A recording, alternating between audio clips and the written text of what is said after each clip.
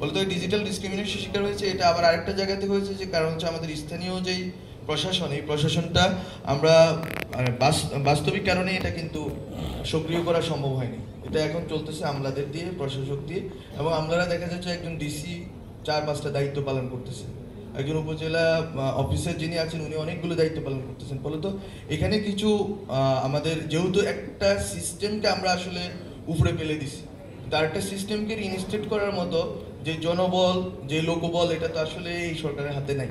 ফলত এখানে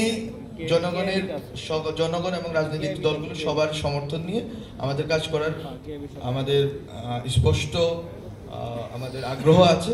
আমরা চাই সব রাজনৈতিক দলগুলো এই যে ঐক্যের জায়গা জুলাই গণঅভ্যুত্থানের ভিতর দিয়ে এবং শহীদদের রক্তের ভিতর দিয়ে তৈরি হয়েছে, সব রাজনৈতিক দলগুলো এটার ব্যাপারে সংবেদনশীল থাকবেন এবং সরকারকে সহযোগিতা করবেন। সরকারকে সবচেয়ে বড় সহযোগিতা করাটা হচ্ছে যৌক্তিক সমালোচনা এবং পর্যালোচনা, যার কারণে সরকারের কার্যক্রম স্পিডি হবে এবং জনগণ উপকৃত হবে।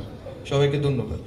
এগুলো নিয়ে আসবেন রিপোর্ট, আশা করি আগামী মাসে মাঝামাঝি শুরু থেকে শুরু হবে।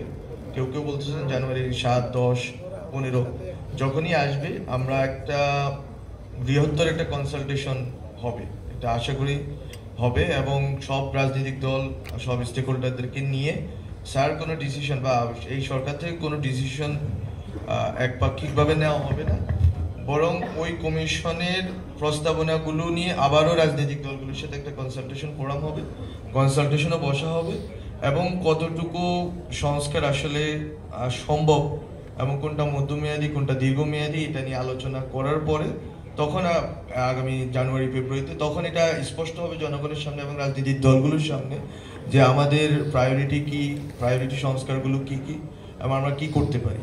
যেমন আমি আমার লেখাতেও লিখেছি যে রাজনৈতিক দলগুলো, আমি নাম বলবো না, রাজনৈতিক দলগুলো যে ধরনের সংস্কারের প্রস্তাবনা দিয়েছে, বিভিন্ন জনে বিভিন্ন রকম দফা দিয়েছে, সরকারের এই সংস্কার যে কমিশন এবং সংস্কার যে কার্যক্রম গত 4 মাস প্লাস সময়ে অধিকাংশ দফা এবং অধিকাংশ প্রস্তাবনা কিন্তু ইন্টিগ্রেটেড হয়ে গেছে।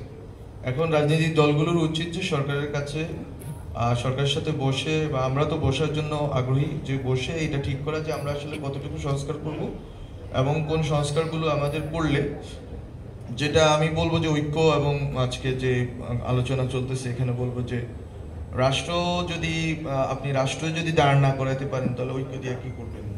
তো রাষ্ট্র দাঁড়া হয়ে থাকে আসলে বেসিক্যালি প্রতিষ্ঠানগুলোর উপর।